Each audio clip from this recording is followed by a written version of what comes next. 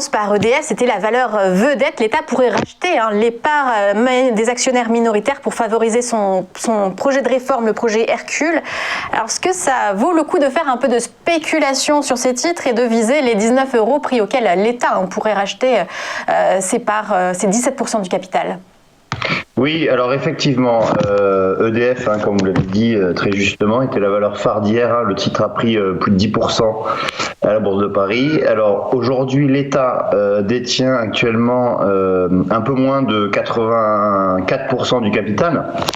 Et c'est vrai que pour racheter les minoritaires, l'État français envisage d'investir environ 10 milliards d'euros. C'est le montant qu'il lui faudrait débourser pour acheter les minoritaires. Ce montant de 10 milliards d'euros donc porte sur à peu près 16% du capital restant, et ça prend en compte une prime considérable par rapport au cours de bourse d'EDF qui actuellement est environ à 5,7 milliards d'euros, donc c'est une prime quasiment du double. Par conséquent, on a eu effectivement des investisseurs qui se sont précipités sur le titre.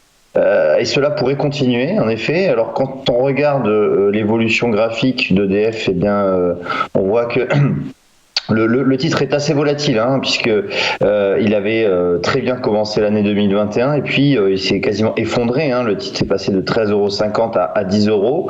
Et depuis fin février, début mars, on a une reprise assez conséquente, puisqu'on est passé de 10 à 12,42 €. Donc on a repris quasiment plus de 20% sur le titre EDF. Et cette dynamique pourrait donc se poursuivre au moins pour rejoindre 13,50 € et ensuite pourquoi pas 15,60 € qui correspondent au plus haut de 2018.